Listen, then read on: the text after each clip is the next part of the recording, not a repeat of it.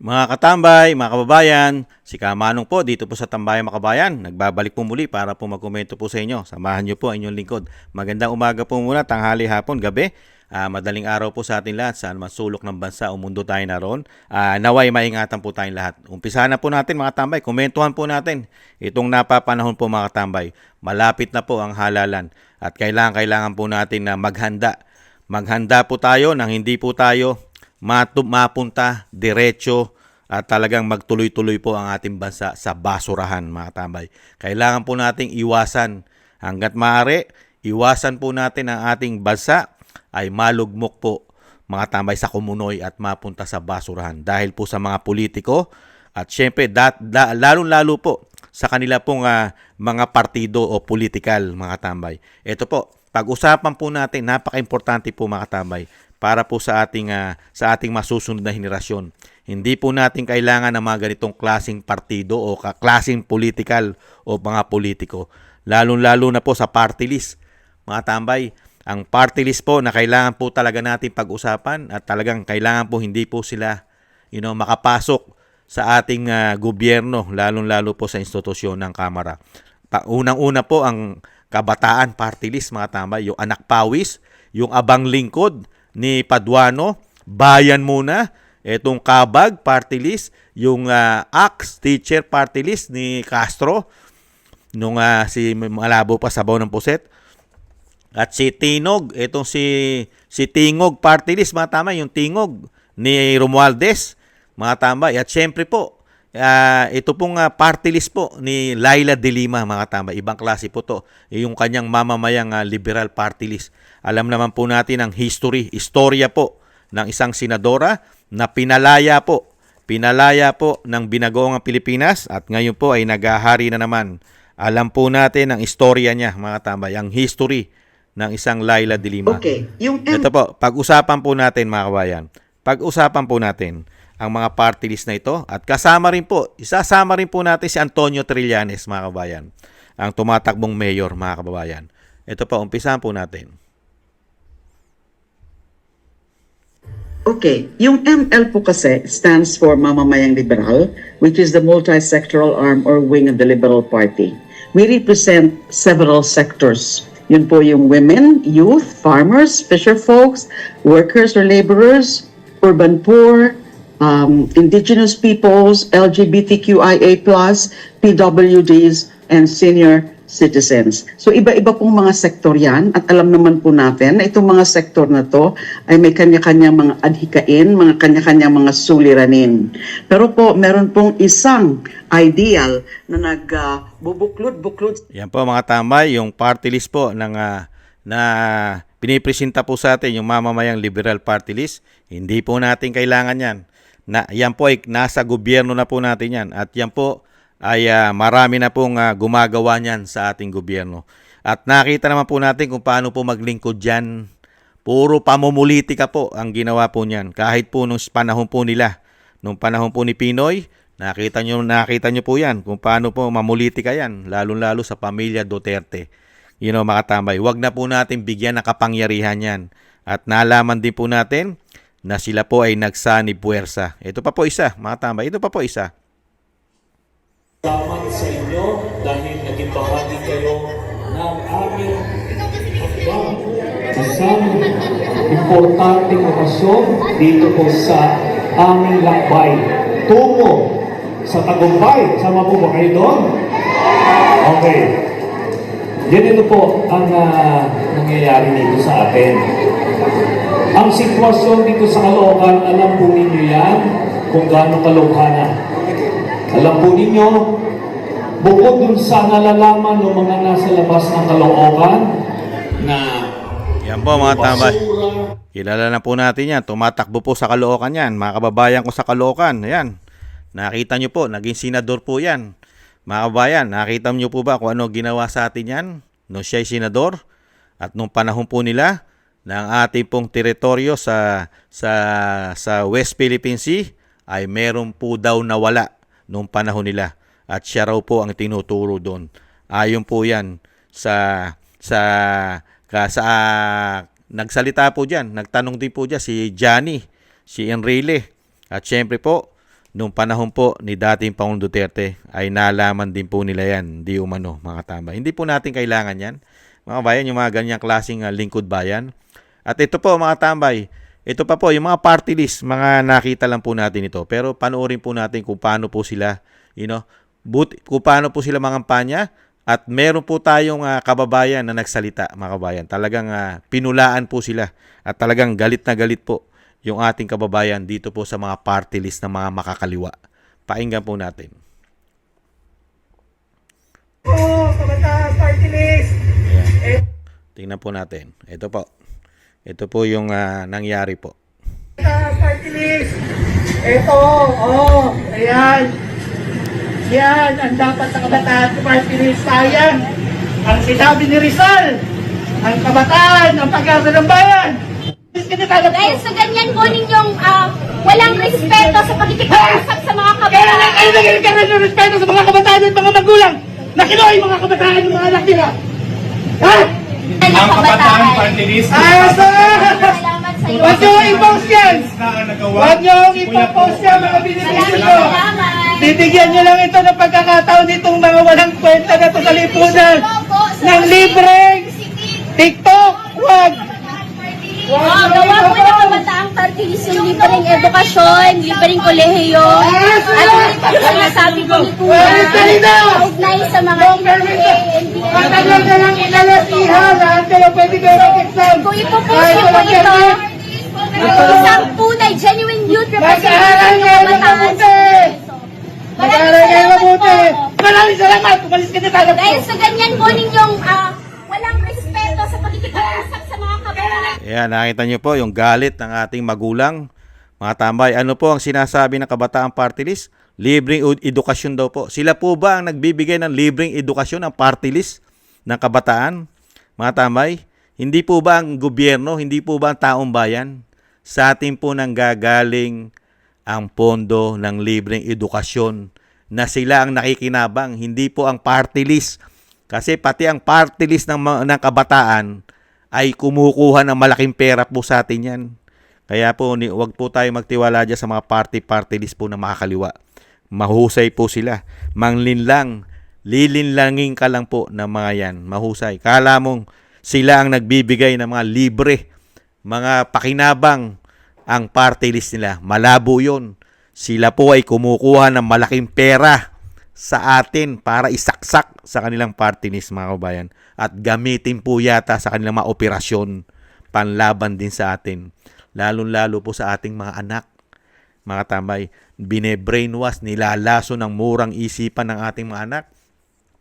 Dinadala tayo sa mga maling paniniwala na sila naman ang nakikinabang. Di po ba? Nakita naman po natin yung mga leader nila. Ang mga anak, napakaganda ng buhay, nag-aaral sa mga exclusive na eskwelahan, yung iba nasa ibang bansa pa. Pero ang ating mga anak, ang nagsasakripisyo para sa kanila. Pagka minalas-malas pa, machuchugi pa ang ating anak, mga katambay. Yung mga anak nila, ligtas na ligtas, mga kababayan. Ganyan po ang Kabataan Party List. Ito pa po, mga tambay. Ito po ang sitwasyon na talagang totoo na nangyayari po sa kanilang samahan. Ito po, pakinggan po natin itong itong kababayan natin na kababaihan na minumulestya po nila, mga tambay. Ibang klase po pag nasa samahan na nila. Pakinggan po natin, nakakaawa, nakakalungkot. Akala ko, sa organisasyon na pinuntahan ko, safe ako. Dahil ipinaglalaban nga daw yung rights ng kababaihan, ng kabataan. Kaya akala ko safe ako sa sinamahan kong organisasyon. Yung pala hindi. Ang sama ng pakiramdam ko. Kasi yung organisasyon na pinagkatiwalaan mo, yung organisasyon na pinaglaanan mo ng buhay, kumbaga pinagpalit mo sa pamilya mo. Tapos sila pa pala yung sisira sa sarili ko, sisira sa kinabukasan ko. Opisyal to eh. Namumuno to sa partido, namumuno to sa platoon. Ano na lang ang magiging reaksyon ng mga kasamang bago? Ano na lang yung magiging reaksyon ng kasintahan ko? Kasi nakaprogram na din kaming kasal eh. Pag inilabas ko to, pag sinabi ko sa kasintahan ko to, madidismoral siya, panigurado. Madidismoral din yung mga kasama. Kaya, kinimkim ko. Kinimkim ko yun. Nanahimik ako nun. Pero nung ibang kasama na yung gumawa na naman sa akin nun, na hindi naman ako nagbigay ng motibo. Hindi ko naman sinasalubong yung kondisyon na binibigay niya sa akin. Hindi ko binibigyan ng mali siya yung pakikitungo sa akin. Ngayon, kahit nakatabi ko yung ibang mga kasama, ginagapang ako. Alam mo yung pakiramdam mo na binabastos ka? Yung pakiramdam na minumules niya ka, tapos kahit gusto mong sumigaw, hindi ka makasigaw-sigaw. Kasi hindi ko alam ano yung mangyayari sa akin pag pumalag ako. Kaya kinimkim, ano yun, yung pangalawang beses na ginapang ako ng isang kasama ulit, na pangalawang squad leader namin, yung una commander, CO namin yun, yung pangalawang squad leader. Parang sabi ko, putang ina, bakit naman ako ginaganito ng mga kasamang lalaki? Bakit naman nila... Yan po mga tambay, nakakaawa po ang nangyari po sa kabataan. Kabataan po yan na brainwash po nila ang isipan itong grupo po itong mga kaliwa na napunta po sa paipagbaka na wala pong katuturan at wala pong walang patutunguhan po mga kabayan. Di po ba? Ang nangyari po, ang ating mga anak ang napahamak lamang. Pinahamak po ng ganitong paniniwala. Hindi naman po anak nila. Hindi po ang anak nila ang nagagahasa ng mga leader na mga walang hiya. Mga walang hiya po ito Mga terorista, mga tambay. Mga walang hiya ito. Walang puso ito. Nakita po natin. Tapos, ayan. Nandiyan na naman po sila. Yung mga anak natin. Kabataan. Ganyan ang dadanasin po ng ating anak. Pagka po ang ating anak ay hindi po natin binantayan. Kaya nga po ang ating Pangulong Duterte at ang Vice President, gusto na pong wakasan yung grupo na yan. Dahil mga walang hiya. Wala pong naidulot ng mabuti po sa ating bansa for how many long years. Di ba? Mahigit 50 years. Ano po ba yung sinasabi nilang mga programa? Puro nagawa po ba? Nakita po ba natin programa nila? Di po ba? Yung sinasabi nila, ikinakampanya nilang programa nila, ay programa na ng gobyerno. Hindi naman nila programa. Programa na ng gobyerno. Yung unang-una, yung libreng edukasyon. Saan po ba natuloy yan at saan po yan nangyari? Di po ba sa panganahon ni dating Pangulong Duterte? Inilibre niya na totally ang mga state university sa ating bansa. At napakarami pong pagbabago. Pati ang ating mga lisensya, ang ating mga passport ay dinagdagan niya ng taon. Di po ba? Napakarami na ginawa. Hindi po yan galing sa Makabayan Black. Hindi po yan galing sa mga party list nila. Never. Mga kabayan, galing po sa pera natin yan. Wala po silang ambag dyan. Ni 5, wala pong ambag ang mga nasa bundok, mga tambay. Sa katunayan, sa atin pa sila nagkakapera. Sa atin pa nagkakapera yung mga yan. Wala naman po ambag sa atin yan, mga yan. Lalo yung mga leader niyan. Makakaliwa nga Ano iaambag ng mga kaliwa?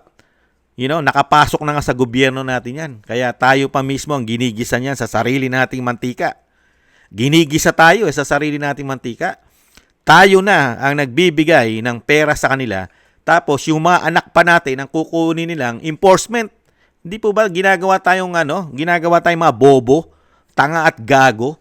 Pera natin, tapos mga anak pa natin ang gagawin nila enforcement. Kaya magising-gising po tayo mga kabayan. Huwag na po tayo magpakatanga at magpakabobo at magpakagago ng mahigit 50 taon sa kanila. Grabe na po, pahirap ang ginagawa nila sa atin.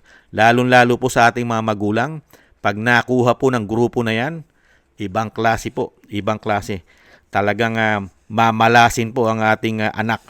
Yan po, nakita po natin. Yung kabataan, ang dinanas niya sa grupo na sinasabi sila'y makabayan. Mga makabayan yan, mga tambay. Pagka lumapit sa'yo, kala mo mga makabayan. Pero ang nasa likod niyan ay puro kademonyohan, mga tambay.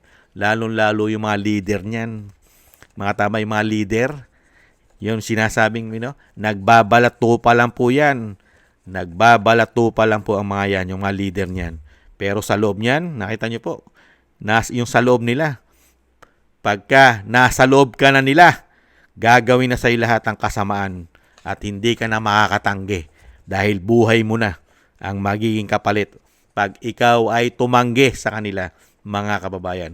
Kaya po iwasan po natin yan sa pangunguna po ng nagbabalik na naman po na napakarami pong issue ng korupsyon at pulburon at nakulong pa, ay bumabalik na naman po dahil nakalaya po at pinalaya po yata sa binagoong Pilipinas ang isang Laila de Lima na mahilig po at paborito po niya ang mga driver at bodyguard at paboritong prutas po ang saging, mga tambay, lalong-lalo ang saba, mga kabayan. Yung kanyang party list po na mamamayang liberal party list, yung MLP, yung mamamayang liberal party list, ay iwasan po natin yan, mga kabayan. Iwasan po natin.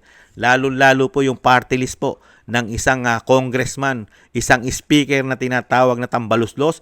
Iwasan po natin ang tingog party list. Huwag na po natin iboto yan, mga tambay. At yung ACT teacher na isang convicted ng child abuse, iwasan po natin yan, yung ACT teacher party list, mga kababayan. Grabe po yan. Tumatakbo pong senador ang dating congressman yan. Si convicted po ng child abuse na si Franz Castro, na sinasabi po ng Vice President na pinsan daw po ng Yusek na si Claire Castro, mga tambay. At syempre yung Gabriela, mga tambay, naku po, iwasan po natin yan, mga kababayan. Hindi po kailangan natin na masalot. Bayan muna. Alam natin, yung bayan muna, isa po yatang nominee dyan. Yung gigil na gigil po sa ating dating Pangulong Duterte na si Atty. Conti. Kung hindi po nagkakamali ang inyong lingkod, si Atty. Conti po ay isa pong nominee sa bayan muna, mga tambay. Mga makakaliwa po yan. At yung kabag party list, mga tambay, kakabagin tayo dyan. Iwasan po natin yan. Yung anak pawis, naku po, mga kababayan, nagtatago sila sa mga pangalan yan ng makakaliwa. Yung kabataan, katulad na napanood natin, kabataan, mga tambay, kabataan ng sinasabi ni Rizal ay salot. Pagka po sa panahon po natin at napunta po sila sa grupo ng kabataan, iba na po magiging pananaw po natin. Ang kabataan po sa kabataan party list ay nagiging salot na po ng lipunan. Pero pag po ito ay nagabayan po natin, ay doon naman po tatama ang sinasabi ni Dr. Jose Rizal. Ang kabataan ay ang pag-asa ng bayan kung hindi mapupunta sa kabataan party list ang mga iyan, mga bayan. Ingatan po natin ang ating mga anak, ang ating mga apo. At syempre po, yung napaagaling po sa contempt, yung abang lingkod party list ni Representative Paduano, yung kanyang abang lingkod, mga tambay, ibang klase po yan, si Mr. Contempt. At marami pa po yan. Kayo na po ang makapagsasabi kung meron pa po. Dahil ito po ay yung nabanggit ko po ay iwasan na po natin to, mga tambay. Yung mamamayang liberal party list ni De Lima, tingog party list ni Tambaluslos, yung ACT teacher party list, Gabriela, bayan muna, anak pawis, kabataan, at yung abang lingkod ni Paduano at yung kabag party list, at marami pa yan. Baka yung iba, alam nyo yung iba. Iwasan nyo po yan, mga kababayan. Hindi po kailangan ng ating bayan ang mga salot po na party list. Kailangan nga po yan, buwagin na yan eh. Buwagin na po yan. Meron na po tayong mga representative ng ating mga bayan ating probinsya. Nandiyan po ang mga congressman, isang damukal eh. Di ba? Nasa 300 plus na yan o 200 plus. Nandiyan pa mga senador. Aanin pa natin ang party list. Nandiyan ang ating gobyerno. Isang damukal na ahensya na nagbibigay po nung sinasabi nilang programa daw ng party list. Di ba? Dagdag paswelduhin lang po yan at dagdag corruption lang po yan eh. Komento ko po, ang party list po ay dagdag corruption lang po. Maganda lang po ang party list sa magagandang hangarin ng mga tao sa party list.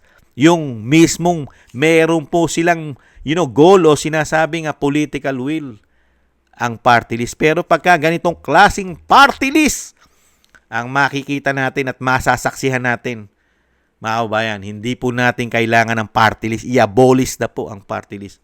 Di po ba? Kaya nakakalungkot lang po, mga kabayan. Kaya po nakita po natin, unang-una po natin i-abolish ang party list po na yan, lalong-lalo po yung kay Tambaluslos at yung kay De Lima. Halos lahat po yan. Huwag po natin tangkilikin niya, mga kabayan. At lalong-lalo po yung mayor, yung tumatakbo po sa Caloocan. Kung gusto nyo po ng mayor na kahol ng kahol, yan, kahol na kahol. Yung kung mahilig po kayo sa mayor na tinatawag po ng mga Pilipino na aso, kung gusto nyo po ng mahilig kayo sa aso na kahol ng kahol, ayan, papasukin nyo po yan. Yung mayor na kahol daw po ng kahol, di umano. Mga kabayan, iwasan po natin yan. Mayor po ng Caloocan, wala na po bang matinong mayor sa inyo? At kailangan nyo pong papasukin ang isa pong Antonio Trillanes na misa na pong nagtaksil at nagrebelyon sa ating bansa nung panahon po ni Gloria Macapagal Arroyo. Siya po ay nagrebelyon. Diba? Nagkaroon lang po siya ng pardon. Kung hindi po siya pinardon ni Aquino Jr., ay hindi po makakalabas yan habang buhay, mga kabayan. Dahil nagtaksil na po sa bayan yan. Nagtaksil, mga kabayan, nung panahon po ni Gloria. At ngayon po ay mukha po papasok po sa Caloocan at mukha po sa Caloocan yata di umano magtataksil naman dahil sanay na sanay po yan magtaksil at maghudas di umano, mga kabayan. Ang may dugo po na tinatawag na may dugo daw po di umano na aso, mga kababayan. At never po natin nakitaan yan ng pagiging makabayan, mga kababayan. At nakikita po natin na nagagamit po sila sa politiko at politika, mga kabayan. Nakita naman po natin ang mga history niyan.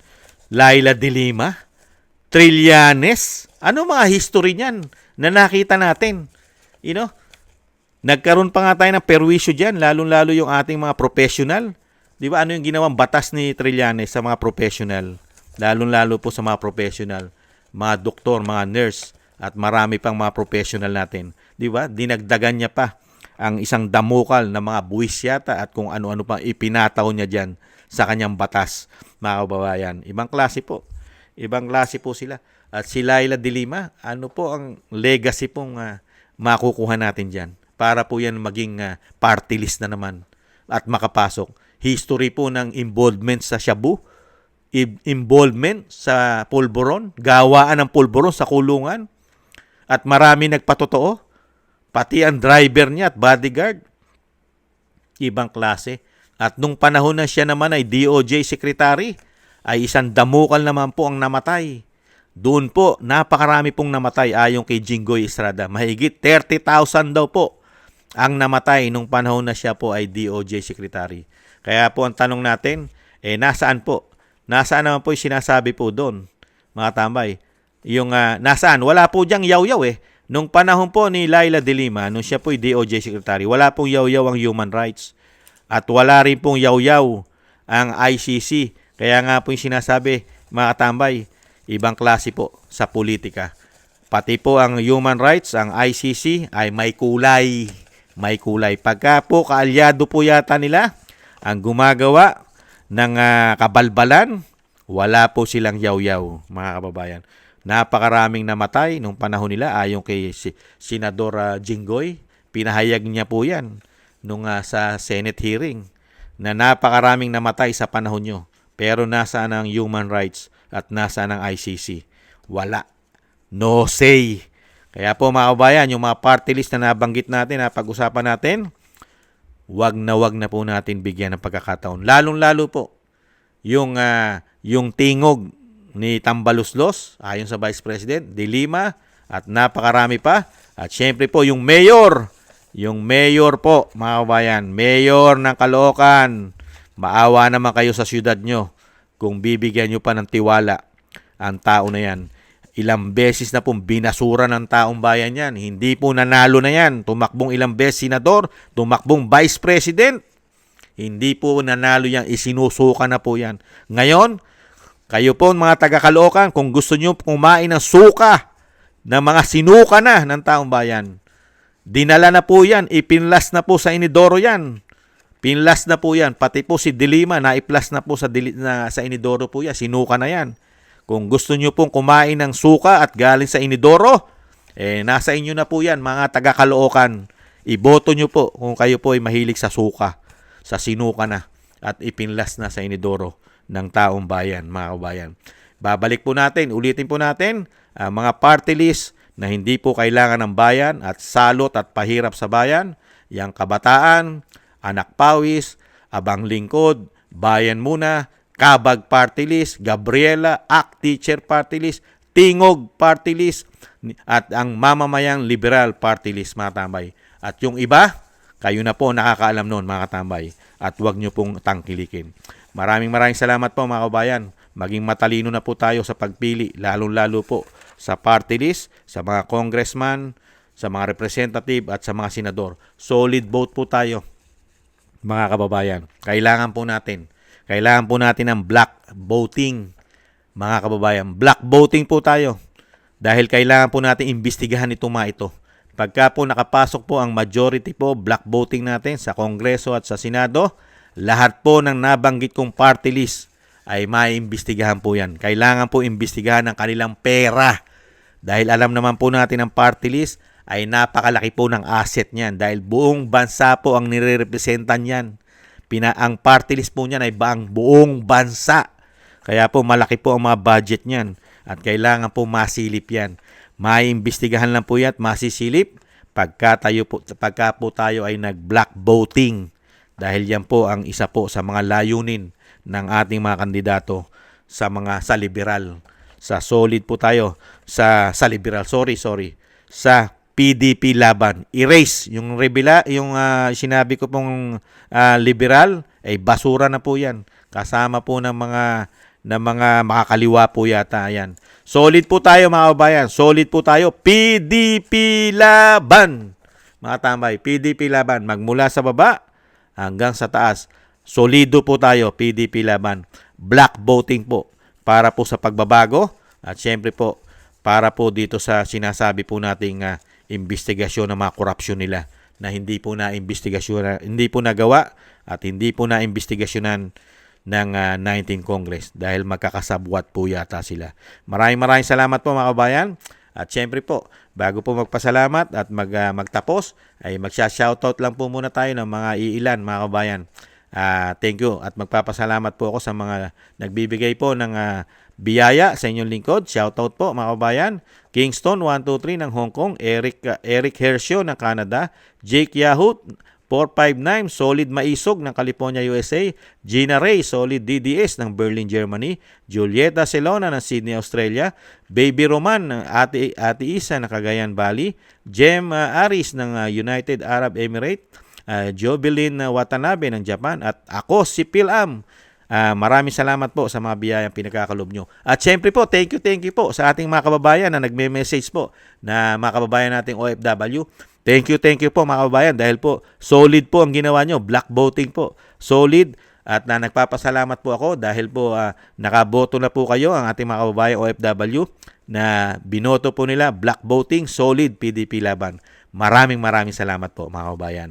At thank you po sa gusto po ng Tambayang Makabayan sa YouTube at TikTok. At ganoon din po sa mga nagko-comment, like, share, and subscribe. Maraming salamat po. At syempre po yung hiling po natin, pakiusap na inyong lingkod. Isama po natin sa dasal at panalangin ang dating Pangulong Duterte na madugtungan pa po ng mahabang buhay. At syempre po yung kanyang kalusugan, kalakasan ay manatili po. At syempre po yung hiling po natin din na makabalik po sa lalong mabilis sa ating bansa ang dating Pangulong Duterte. Isama po natin sa dasal at panalangin. Maraming salamat po, mga kabayan. Ingat po tayo. At syempre po, black voting, solid PDP laban po, mga kabayan, para sa pagbabago. Paalam. Ingat po. Bye-bye.